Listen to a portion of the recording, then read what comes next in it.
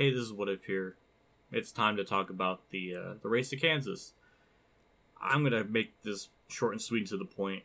That was a fantastic race in so many different ways, with just the package, people being able to pass, side by side racing. I mean, the mile and a half of this Gen 7 car have been almost close to perfect. It was such an entertaining race to watch. There are a couple hiccups in this that unfortunately knocked down a couple of pegs for me, and we'll talk about it. But the fact that Kurt won is so surreal because he's just not had that great of a season. He's had some good races here and there, but when he has bad ones, they are just atrocious. And he was far back as like 22nd or 23rd in points before this race even happened. And I didn't think he would have really that much of a car to show. I mean, I would just be happy if we were top 5, let alone getting a win. That just kind of seemed way out of the realms of possibility. But he proved me wrong and kicked the field's ass. I mean, led over 100 laps and just had a fantastic day. Just straight up had a great car. And the battle between him and Larson with those last 15, 20 laps, however long that last green flag run was, I think it was like 35 or 40 laps, was so nerve-wracking for me because I'm a Kurt fan. I like him. I've been a fan of his for the last like maybe 9 or so years now. And it was nerve-wracking because I just didn't know if he could actually catch Larson. He fell back to 3rd after a pit stop, and then he had to work his way back up to the front. I just didn't think it would be possible, because anybody that had the lead in the race was able to kind of hold on. Nobody could really pull away. It was kind of a back and forth type of thing, so I just didn't know if Kurt could even get there. And the finish was really intense. Kurt and Larson raced hard. They raced fair. Kurt pinched Larson up into the wall, but he gave Larson enough room to race on that high lane if he needed to. That's how it's done. Even if you want to say that was dirty, that is nowhere near as bad as what Logano did to Byron, just running him over. Not even close. Not even a comparison, because it's so different. Kurt raced Larson hard and fair, and I'm fine with that. I'm glad Larson understood that and was not upset about it. He took it in good stride. Much props to him. I've had issues with him in the past with how he races or does weird things on track, but in this case, yeah, he did good. He did good to not get upset about that. And I thought Kurt raced him very fair, and it was it was so good. It was so damn good.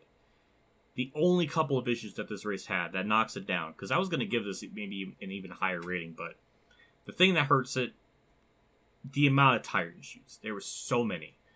I don't know what the reason was. If it's Goodyear's fault or the teams just put too much in the tires, I don't know. But there was such an abundance of issues. We couldn't even go more than 30 laps without some kind of yellow with tire problems.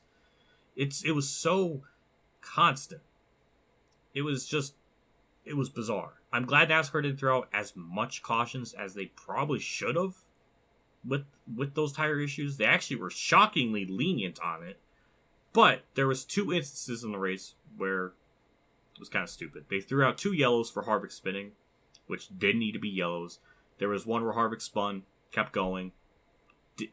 They threw the yellow after his car was already going.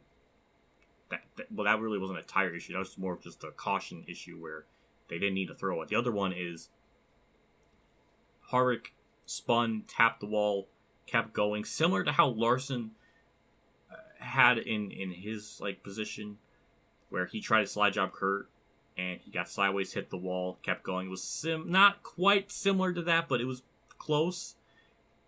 They didn't throw yellow for that, but they threw yellow for Harvick. So that's a little bullshit. Not a fan of the throwing out yellows to artificially make the race exciting, because it was already really good to begin with. So those 2 yellows, kind of bogus, bullshit yellows, didn't need to happen. Was not a fan of that idea. The abundance of tire issues was just crazy, and it hurt the race in terms of just having it just play out, because could barely get any reasonable green flag runs, and that kind of hurt it. So I was going to give the race a 7, but because of how that finish played out, how that was going, that bumps up to an 8, which is a rock solid rating in my book. It's going to be very hard, at least for me, to even get a 10 out of 10 rating. It's almost next to impossible because I want those 10 out of 10 races to be special and have that rating mean something. So I don't want to give that out easily, but that's a solid 8. That might have been even a 9 had there not been, those 2 yellows that didn't need to come out with Harvick and then the tire issues. But an 8 is pretty great, and so I'm happy with that. I really don't know what to say other than it was just a really good one. I was thinking maybe this race would be good. It's a mile and a half. With this package, it excels at that so damn well, and everything. And it was just entertaining. It was great. It's so nice to have races this season where you can see the driver's skill on display, and we can go on another tangent about how the Kurt's win automatically puts him in the playoffs, which at least at this point in the season, I don't think he's really worthy of it. He's only running like 18th in the standings, so he's not really even, I don't think he's at that level unless he just starts to improve as the season goes on and gets up in the top 16 in the points to actually feel like he's, justifiably earned that spot. As of right now, it does kind of feel bullshit, but that's not really Kurt's fault. That's more of the format being just bad and how that's all done and everything. But I couldn't be happier for Kurt. The man has gone through so much in his career, actually overcame a lot of his personal demons and became a better person through it. I mentioned this on my stream many times before why I like Kurt so much, and it's just because he's one of the rare few people to see the wrongs of his past and actually become better throughout all of it, and you can see it. It's not bullshit. Like, you can see he's became a lot better, he's a lot happier, and just overall a much more chill person. Shockingly so, because he's so different from how he was, say, 20 years ago. So I'm happy to see that change, and I'm happy to see him just be better and everything. Like, if you were to tell me 10 years ago I would like Kurt, it would be insane, because 2012 was like peak Kurt Busch rage. So, yeah, it's crazy. So I couldn't be more happier for him. The man is so underappreciated, it feels like. I mean, the man has done so much in his career, won with so many different teams. I mean, he was able to put a Chip Ganassi one card that McMurray really couldn't do much with anymore past like 2014 onwards, and was able to get wins yearly and get multiple top 10 seasons and get into the playoffs, get to the round of 12 or 8. I mean, it's insane because McMurray couldn't even get close to that. So Kurt is just on a whole other level. And the fact that he's able to take that 45 car and this team to even a win and even have a race where his car was just competitive, that's pretty insane. So I'm really hoping 2311 can be really good, because I feel like Bubba is not really underperforming, but it's hard to say because there's so much weird things that's happened that's out of his control. So I don't know, but Kurt definitely showed that operation can get wins, or at least a win. So we'll see if Kurt does more throughout the year. I really hope he can kind of just keep having good runs, but I'm just overall really happy with how the race went, and it was just nice. It's rare for me to get so excited, so happy to see someone win. Like, it was just really nice. I couldn't be more satisfied with the race, how that played out. And I can go on a whole tangent about Logano being stupid with his interview comment with, I don't know who it was, Bob Pockers or somebody, where he was basically like getting salty that Byron may retaliate to him. And it's like, he can dish it out as much as he wants, but he can't take it. And it's so stupid, so dumb. Like, he is so dumb of a driver, so oblivious to his actions and like understanding how things work. Like, what goes around comes around. Like, he just doesn't get that. It's so stupid. He shouldn't even be in the damn sport to begin with. That's a whole other tangent. where he should have been completely exiled from the Cup Series after 2013 because he couldn't do shit at 2013. 2012 with Gibbs.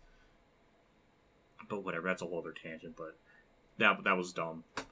But the race itself was really good. It just, they got to fix the tire issues, because that happens. That was just ridiculous with the amount of issues that happened. Poor Suarez has had some of the worst luck I've ever seen, where he's had good runs, and then something like a tire just explodes. Or poor Tyler Reddick, where he has another good race, and then something happens. That's just awful. Like, it's so sad. But yeah, it was overall a solid 8 out of 10. I couldn't be more like satisfied with the aero package that they have. They just gotta fix the tires. They gotta stop throwing out yellows. We gotta get rid of stages too.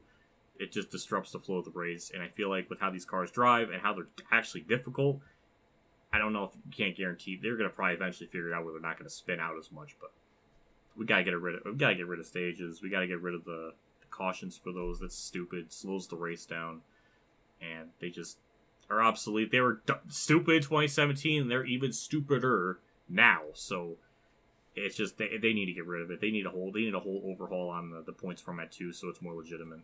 Because now they actually have a car, except for short tracks, which I hope they can figure out, because it's been ugly to say the least. But they're able to get the car to the point where aero isn't a super duper big factor, and driver skill is back in their hands. And the composite bodies are pretty good. We've seen Larson do some insane shit. He knocked the wall down once. He made a slide job on Kurt, tapped the wall, got sideways, tapped the wall, kept it going. That was insane. So the composite bodies are a great thing, because now drivers can do something like that, and the race isn't just completely destroyed. Drivers can rub up on one another and not just cut a tire and just ruin their day, because that was stupid. And also, the splitter is no longer an issue where they go through the grass and the thing just doesn't rip apart.